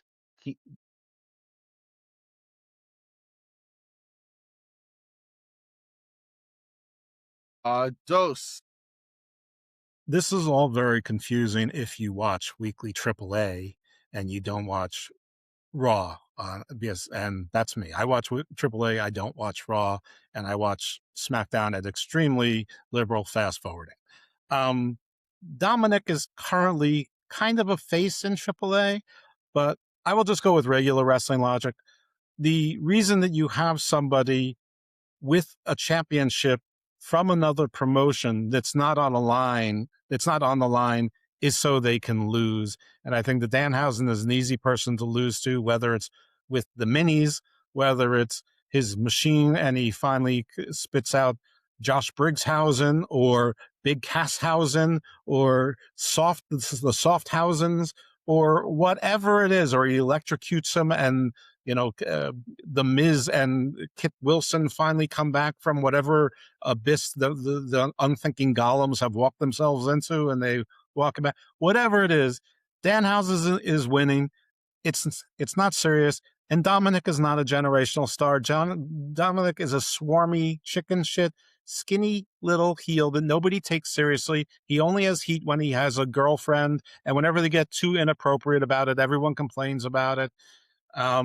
And the only X variable is whether the AAA people from El Grande side or El Perros del Mal play in to try to build up heat wave. And the only reason I see them doing that is because it's going in against an AEW show. Anyway, that was a really long way of saying I think Danhausen remains undefeated. And right before we go to Zeus, I just want to say your part about Dominic being a babyface most likely ends in a couple of hours, because I really think he's in charge of Perros del Mal and he's turning on El Grande tonight. Hope so. Zeus. Danhausen against Dom. Well, I think if he does turn on El Grande tonight, then I think Danhausen wins thanks to El Grande, and that sets up the inevitable title match at Triple Mania. Love it. Actually, didn't think about that. That's a good one. I like that. I do also think we're going to see whoever's under that sheet that, that's been, we thought was going to be Corbin. And then we thought it was going to be Cass. But, Who do we think it is? Who knows? It might be nobody. It may never even be revealed. Yeah. Maybe it's some basketball. Maybe it's a basketball player. The Kingo is out, so maybe it'll be Omos. That'd be so funny. One of the ones I'm really looking forward to, Gunther against Nick Aldis. Mm-hmm. I don't think Nick's going to be a full-time wrestler. I think, he's going to be very similar to Nigel McGuinness. He'll have matches here and there, but, they didn't make it clear that last night that once this match is done, he goes back to being the GM, but I think he's going to be putting over Gunther. So I'm giving this to Gunther. Zeus? Yeah, I agree with what you just said. The fact that it was made very clear it was a temporary relinquishing of his duties. Yeah, I think Gunther wins. I think Nick Aldis looks good, and it will be great to see him wrestle again, especially in a WWE ring. And I think they've handled him in a great way, because when he first came back, a lot of people were saying, oh, why aren't they just having him as a wrestler? But he's managed to get a lot of fan support through his work as a GM. And as a result, I think he'll get a great reaction from the crowd, but I think he's losing. Dose.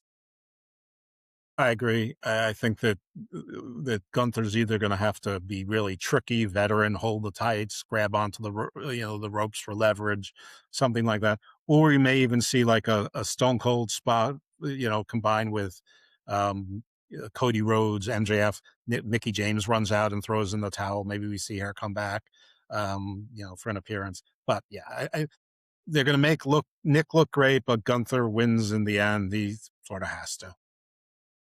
Awful. I think Nick Aldis is going over because you can actually, if the match is well received, you can have a part 2. So why not have, if Gunther goes over, all right, goes back to being a GM. Aldis wins, now Gunther's super mad and will demand a rematch.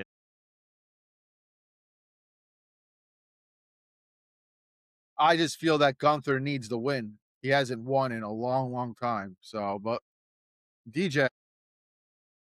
So I'm like in half agreement. I don't know. I'm kind of torn. This is one of the few matches I'm torn with, because it's like Gunther should get the win because he hasn't gotten one in a while. And I feel like this would be a big enough win for him to kind of, have something to crow about again, other than I'm the career killer. So, but at the same time, I'm with Awful that, Aldis can kind of use this win. And it also, you know what I mean? Having a second match and Gunther eventually winning as the big blow off could be a thing too. So for shits and giggles, I'm going to stick with Gunther, but I wouldn't be surprised if they pulled the trigger on Aldis winning. Okay. Before I go to the next one, we all agree that this interim title is stupid shit and there's absolutely no reason for it. And why can we not you could strip Rhea and still get the same thing accomplished if you're going to end up putting it back on Rhea. But there's my quick little, thing. But Tiffany Stratton, Jade Cargill, Chesley Green, Charlotte Flair, Julia or Lash Legend, 5-way ladder match for the interim women's championship. I'm going with Charlotte. Okay, let's go the other way around. Zeus. I'm going Chelsea Green. I think there's mileage in a short Chelsea Green women's title run, just with how committed she is to her bit, and the character work that would come out of it, I think would be really entertaining, and it's something different, and it's probably only going to be short-lived anyway. So yeah, I'm going to stick my neck out and say Chelsea Green. All right, Dose. I agree. For the same reasons. I mean, I think Charlotte and Jade basically cancel each other out. I think they're the obvious choices, but there's going to be shenanigans with that. Nia Jax will probably be involved in something or other. Who is it? Who's the Julia versus who is the buy-in? Julia against Lash Legend on Friday for the last spot. Okay. Well, that doesn't matter. And so who else? So we have Charlotte, Jade, Chelsea, and Tiffany Stratton.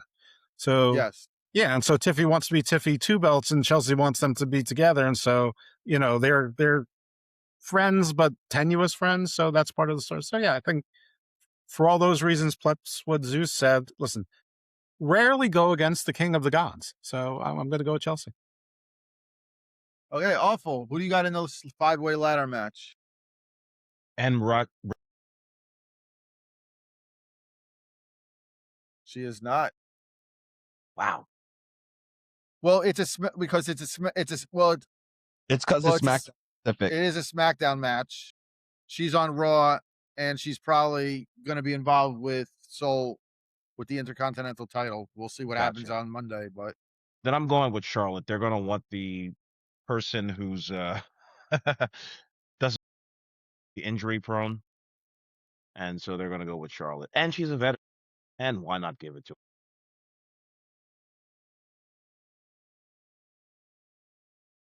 And DJ, are you back?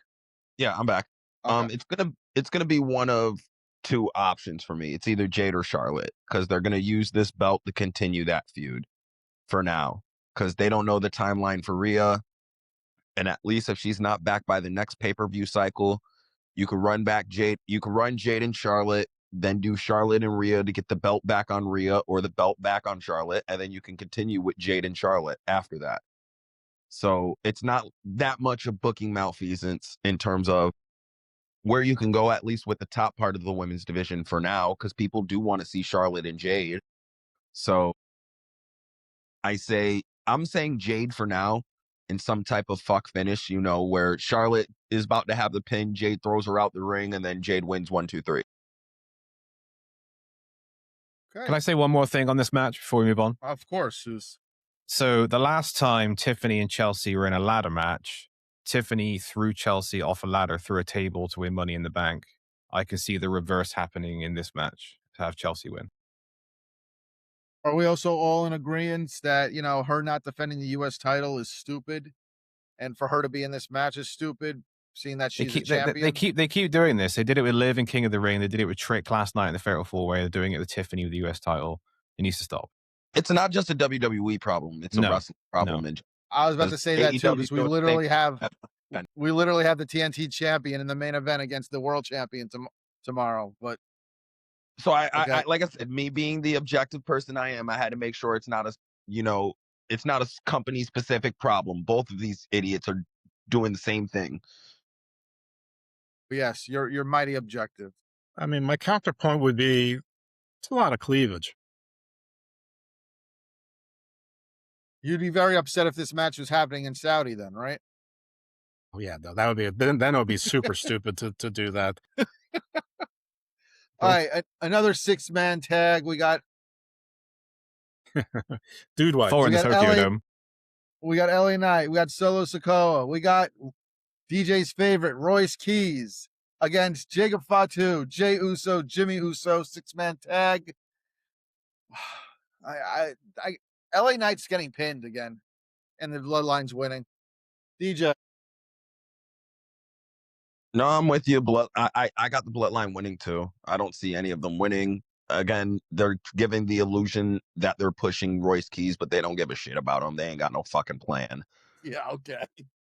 We're throwing them in a random 6-man tag with Solo Sikoa and LA Knight as his fucking partners. How else do you say we don't give a fuck about you without saying we don't give a fuck about you? Let's pair them with the two people no one gives a shit about anymore. At least behind the scenes. I'm saying behind the scenes. I have an answer for that. Fans love Solo and LA Knight, but everyone behind the scenes apparently hate those two motherfuckers. So I don't know. Again, we're given the illusion that we're pushing Royce Keys. Woohoo. We got him in a match with the Bloodline. Whoop-de-fucking-do. I think my definition of push is different than maybe other people's definition of push. But if you are in a story with the Bloodline, you're on TV and PLEs probably every week for the next 3 years. And that is much more important than if anyone gets 6 world title reigns in that time, the last 3 weeks. In any event, I'm also going to pick the bloodline because somebody's turning on somebody, whether it's Solo rejoining the family, which is the obvious one, or Royce Keys, deciding to go with the adopted family. I don't know, or maybe the fly in the ointment maybe is LA Knight, tired of fighting the Storm. He joins the Storm. I don't know, but whatever it is, the faces, if they're even faces, are losing. But I totally disagree that saying I don't give a shit about you when you're going to be in stories that are going to make it to TV and PLEs until Roman dies. Awful. Who do you got in this 6-man tag? Solo, LA Knight, Keys. Nice. Who's taking the pin? Ooh, Jimmy. thank you. Penny Jimmy. Uso? Jimmy. Penny Uso. Right. Lance Zeus. analyzed somehow. Yeah. Oh. Yeah, who's pinning Jimmy? Zilla. Royce Keys.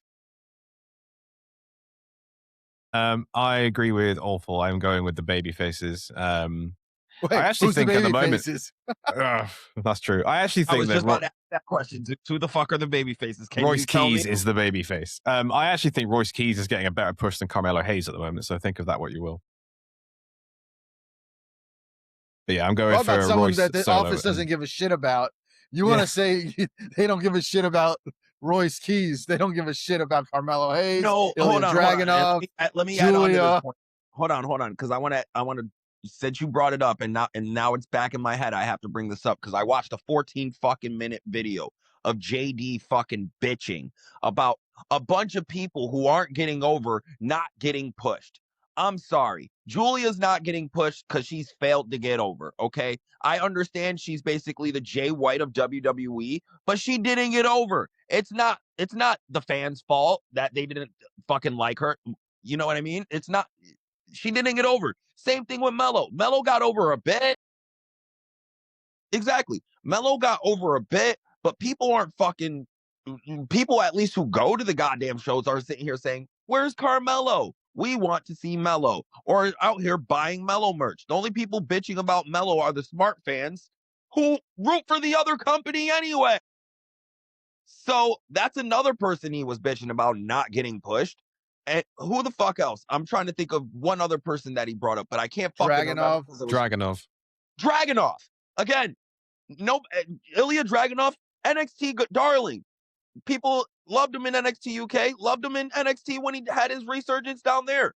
On the main roster, no one gave a shit. Got 0 to little reactions. Because you want to know why? No one wants to see nothing Ilya Dragunov is doing if it's not with Gunther. And that's the sad thing no one wants to fucking admit. Anything other than Gunther, it's not interesting. Sorry. It's just that was the only way. That's the only way you're gonna get any interest on Ilya Dragunov on the main roster. You throw a fucking US title on him, no one gave a shit. Everyone forgot he had the belt for 3 weeks. So I think he also brought up Gargano. Again, Dose's laugh is all we have to fucking say about that. So my whole thing is everyone bitching about these motherfuckers who clearly aren't getting over to the main roster and they're not on TV. It's because no, it wasn't whatchamacallit. It was Ricky Saints. Ricky Saints, another motherfucker. Getting Plain face cricket. Ricky Saints. Yeah, I mean, come on now. I knew I the forgot second he Ricky showed Saints up was in there. NXT. That's what I'm saying though. But I'm saying though, all these people that JD specifically is bitching about, and that's all he's been doing because that's the only way he can get attention now. Because he just fucking screams and says the first stupid thing that comes to his fucking head. Listen, JD is entertaining, and for him to have the audience he has, I commend him for it. But I still think he's a fucking moron. And half of his opinions is him just saying the first fucking thing he thinks is gonna get a reaction. It's not what he genuinely thinks. So when you're out here, but he knows people are going to sit here and latch on, oh yeah, Melo's not getting pushed. This such and such not getting pushed. WWE is benching all these people who aren't getting over.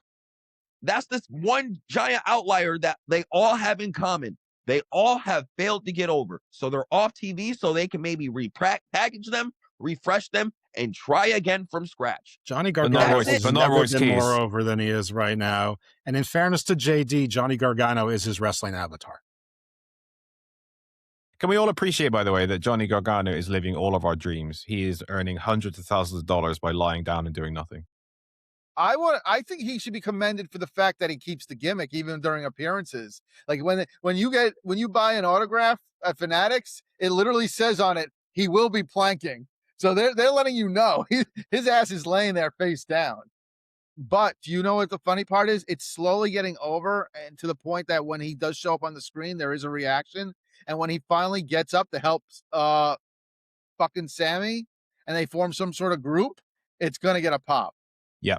It's very clever what they're doing because they're building anticipation. No matter how weird it is, people are now anticipating, when is this going to change?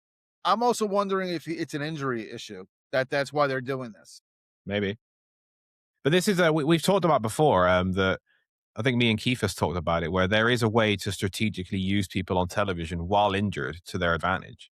And if this is an injury, this is a way to do it. They did it with Stone Cold. Yeah, they're doing it with Logan Paul. For 6 months. He was injured for 6 months, but he would have never known because he was constantly on people's television. I'm not saying he is. He's probably not Gargano, but I'm just saying, it would be a clever way to cover up if he's working through like a shoulder injury or a rotator cuff, something that's like what Seth had or Liv had. So I'm just saying. And it's a relatable story as well. He's going through an identity crisis. It's a relatable story. His best friend left to gush himself with Jericho and goth makeup. So he's very depressed. No, it depressed me as well. Let's move on. Liv Morgan, Io Sky for the women's championship. Liv Morgan. Okay, well, go ahead, Zeus. Has she even defended the title yet since she won it? Nope. So Liv Morgan's winning then. Trouble. That's me. Liv is winning and beating her in 3. I bet he's got that as his ringtone. No, it's only your ringtone, okay? Nah, don't project. Go ahead, Dose. Honestly, I have no idea. I didn't even know this was a match. Sure, Liv. Why not? Because of that dress she wore on the red carpet. Awful. Jesus. Always Dose. I would say Io, but she already won the last match that they had.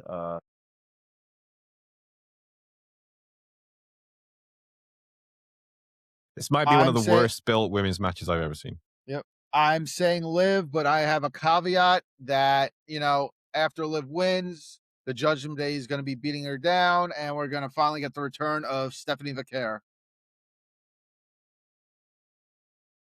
I see the second part. I don't see the first part, but okay. Penta against Chad Gable for the Intercontinental title. Let's go with DJ first.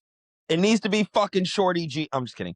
But Gable, I think it's Gable. I think Penta kind of ran his course as Intercontinental Champion. I think this is going to be one of the few actual title changes they have because I don't see many belts switching hands on this show.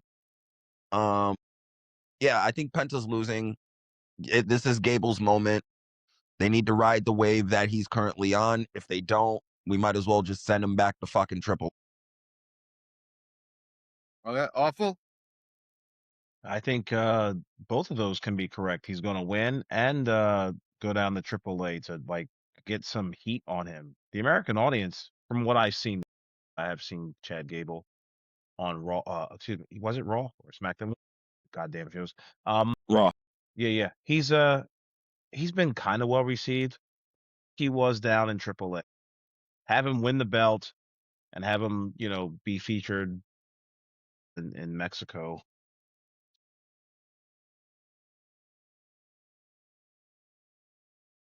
Right. Dose?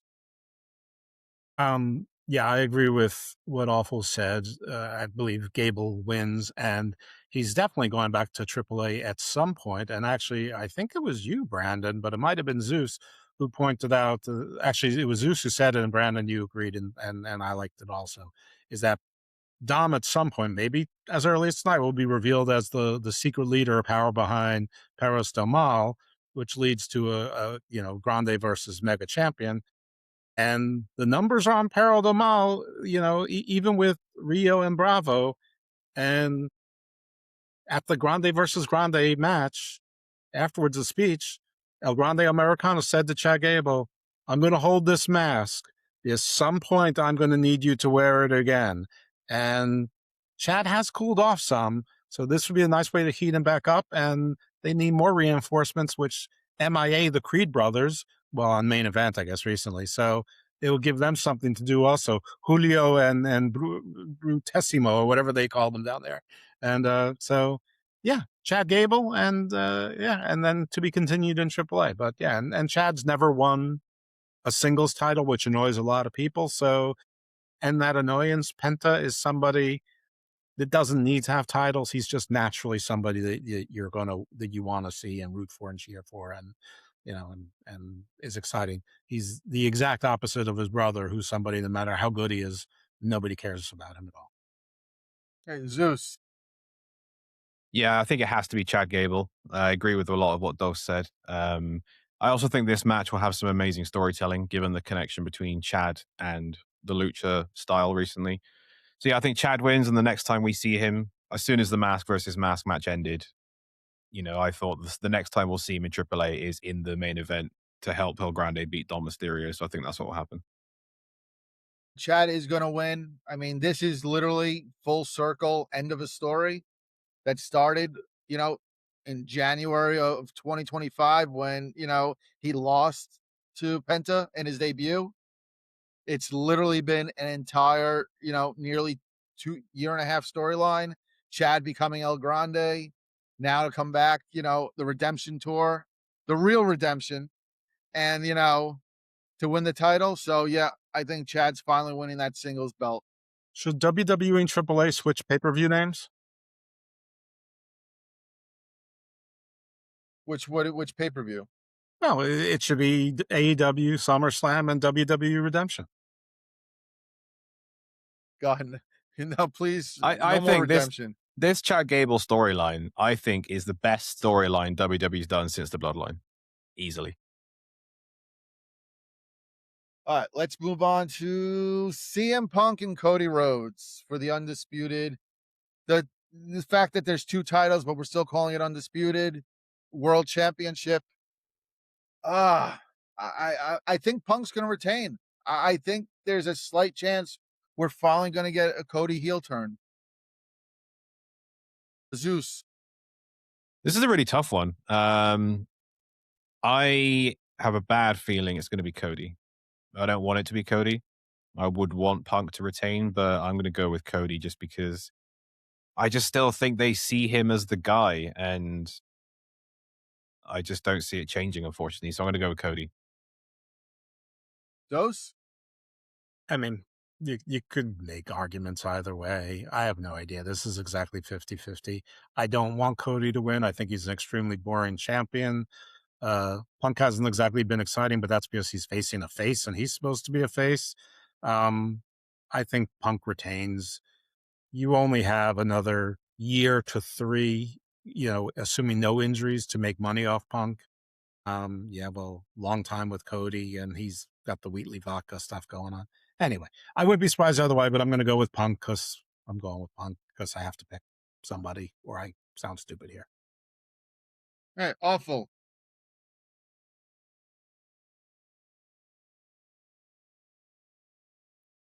You there, awful? Oh, I am here. So I do believe it's going to be Cody Rhodes winning and also a Cody Rhodes heel turn. DJ. So on the base of it, like, I agree with you guys that the heel turn should happen at SummerSlam, but now that we're getting closer and closer to it, I'm thinking it's less and less likely because we're still forgetting about Randy Orton lurking in the fucking background still. We don't know the length of his injury, and everyone's you got to remember with WWE, when someone's hurt and they're not talking about their return, that means they're pretty close to returning soon. I said that when literally the night AJ returned. I'm like, they haven't been talking about AJ Styles for a few weeks and his injury and how he's going. Then he returns the night I say it. So I don't think Cody's turning heel. I do think Cody's winning.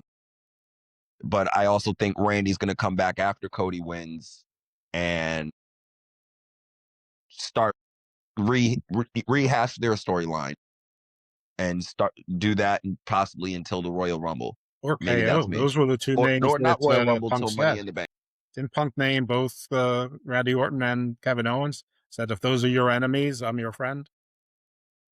Well, that's all the people that's turned against him in the last year, so that's why. They just both happen to be injured. I got like I said, I got Cody with Randy coming back after the match to fucking RKO him and or punt him again to rehash their feud. As much as I think Cody should turn heel, and it's more almost way past the time to turn him heel, I don't think WWE is going to do it. They play too safe. They're not going to take a risk like that. As much as we'd want them to, they're not. Okay, let's move on to the other title, the World Heavyweight Championship. The other babyface versus babyface match. I would say tweener versus tweener, but Roman versus Seth. You know, let's finally, after 15 years, close out, you know, bloodline lore. Unless Roman's going on vacation again, I don't see him losing the title right here. So I'm going to go with Roman.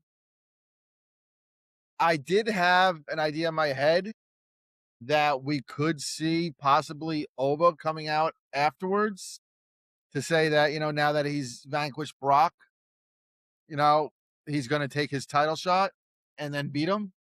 Kind of that, like, you know, very similar to, even though it's not Money in the Bank type thing, but very similar to when like Daniel Bryan won the title. And I'm giving up my title shot just to tell you I'm getting my title shot anyway. So that's just the idea I had in my head. Fuck you, pal. Other way, it's Roman. But Zeus. Yeah, I think the result of this one isn't really in question for me. I'm going Roman. I think my biggest question is, what does both guys do afterwards? So that's what I'll be paying attention to. But yeah, I think Roman.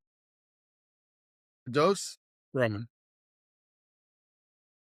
The shortest answer he's given of the entire prediction. There's no cleavage. I owed you some short answers. And DJ. Roman, just because there's more directions for Roman. There's still stuff that they need to close in terms of the bloodline lore, like the solo stuff. LA Knight can get another title shot, maybe. Again, I still think the end game is Braun Breaker with Paul Heyman telling the end of that story, because Roman never got his comeuppance on Paul, really. So I think that's kind of the route to go. At least for the end game of Roman being champion, get a young guy over, elevate Braun to that next level. So I got Roman winning. Fuck that. And let's wrap this up with I left it to the end because it's probably the most anticipated. Oba Femi, Brock Lesnar, Hell in a Cell. It's got to be Oba. I was gonna say most anticipated. This is you saved the easiest, most obvious one for last. Is there anyone here who thinks Brock Lesnar is winning? Okay, it doesn't mean it's not the most anticipated. It's got the best, you know. It's definitely got the best. It's the best gimmick match. Yeah. It has the best gimmick. Over under of it going 10 minutes. Over. It has to go over. It's a Hell in a Cell match. It's like literally required to go 15, not including entrances. You can work at a slower pace in a Hell in a Cell match and get away with it. So I think that's what they'll do. Where do you think it? Okay, let me ask you. Where do you think it falls on the card? It's opening night 1 or 2. If I'm WWE, I put it night 2 with the obviously quote unquote bigger night. Yeah, and that's the night that's actually having problems selling tickets. So if you find out Brock Lesnar and Oba's the first match you're getting, on that day, you'd kind of feel more inclined to be like, okay, now I definitely have to go the next day because it's quote unquote the most highly anticipated match. My only question is, will they put a Hell in a Cell match which has potential for blood for free on ESPN? Yes, because it's Brock Lesnar and Oba Femi. But is there do they have rules about blood on that kind of TV? I don't know how terrestrial that TV is and what the limitations are. I mean, they have 'cause it's not boxing just and on the app, UFC it's on the ESPN. Yeah. they've had boxing, I'm sure. Yeah, if that's not an issue, then yeah, I can see it going on first. I think it goes on Saturday first night hour, at least first hour. because that's when families are home, and I think they want a bunch of kids going, "Daddy, Daddy, please, please, get me ESPN Plus." And okay, let's wrap this up with what do we think is going to be added? Because there should probably be another couple of matches added. So I think they said they were aiming for 13 or 14. No, I don't. I think it's going to be 13. They'll do some type of announcement segment with some type of star. I also want to throw in the honorable mention, since this is our actual show and we're recording, that I do think Dwayne the Bomb Johnson's going to show up. I disagree with that.